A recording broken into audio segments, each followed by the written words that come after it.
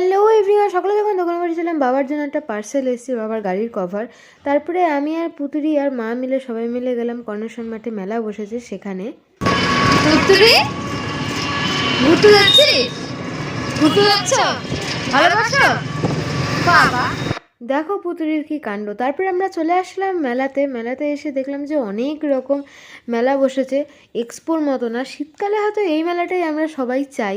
তো ওখানে সাংস্কৃতিক অনুষ্ঠানও হচ্ছিলো। বিকালে বাড়িতে আসার সাথে সাথেই আমার জন্য পার্সেল আসলো।